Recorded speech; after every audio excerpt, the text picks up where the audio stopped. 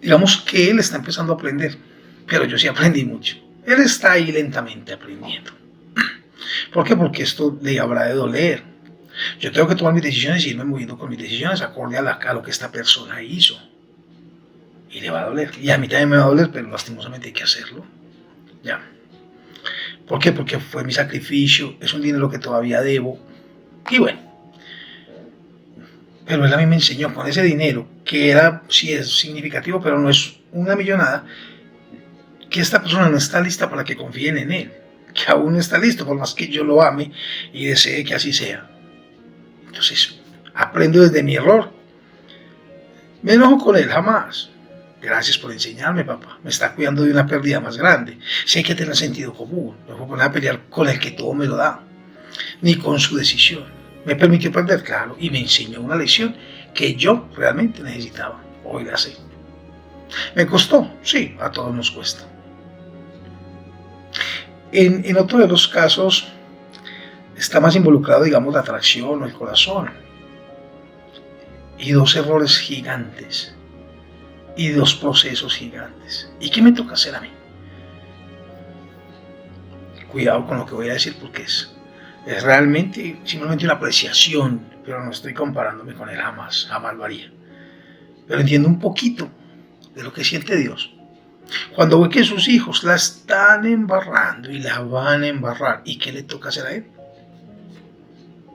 Nos regaló libre albedrío y él es un caballero ante todo. Entonces, en tu libre albedrío la vas a embarrar y él sí sabe lo que va a pasar. Y sabe cuál va a ser tu dolor y sabe por dónde te va a doler y cuántas lágrimas vas a tener que derramar. Pero te deja porque así aprendes. ¿Ya? Si yo hubiera sabido lo importante que era que los hijos entendieran las cosas a base de proceso, quizás no hubiera cometido tantos errores.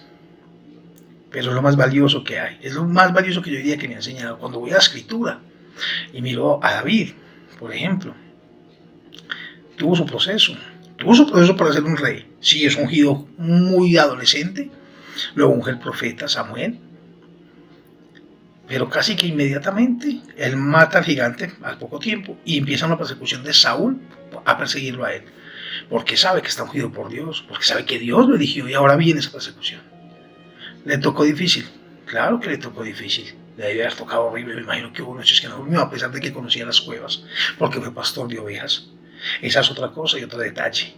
A Dios no se le pasan los detalles, ninguno. Él sabía qué tan capaz era David de escapar de Saúl, tanto que se lo entregó en sus manos, pero también le dijo no le hagas nada y lo tuvo para matarlo si hubiera querido desobedecer. Pero David era obediente. Cuando de Dios se trataba, se equivocaba, sí, claro. Su testosterona sobre todo lo traicionaba horrible. Y cometió muchos errores, como todos. Pero cuando Dios le dejó claro que no tomara esa vida, no la tomó. Ahora trató de ser obediente siempre, pero también se equivocó. También tuvo errores.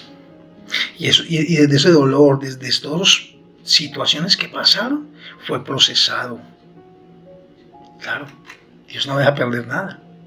Y voy a José, la misma historia. En su vanidad le dice a sus hermanos, no, es que yo soñé que yo era el sol y ustedes eran planetas, y eso quiere decir que ustedes se van a arrodillar ante mí. Y sí, efectivamente pasó.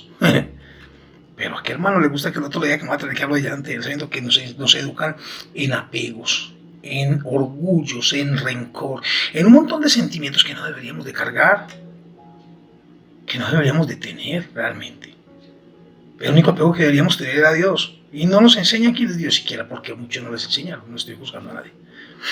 Entonces nos enseñan un montón de sentimientos que no deberíamos cargar. Y ahí seguimos, siendo procesados desde esos errores y desde esos sentimientos. Claro, el de ahí es vendido por los mismos hermanos. Va a ser un esclavo para que no conozca la historia.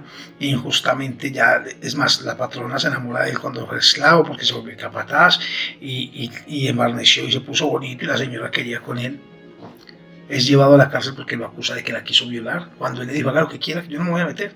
Pero fue más injusta y lo hizo enviar a la cárcel. Por años estuvo en la cárcel. Luego sale de la cárcel. Y como lo dije la vez pasada, él le da su lugar a Dios y Dios le da su lugar. Ahí ya llegó a su momento. No sé si momento de felices por siempre, porque eso pasa en Disney. El resto eso no ocurre. Pero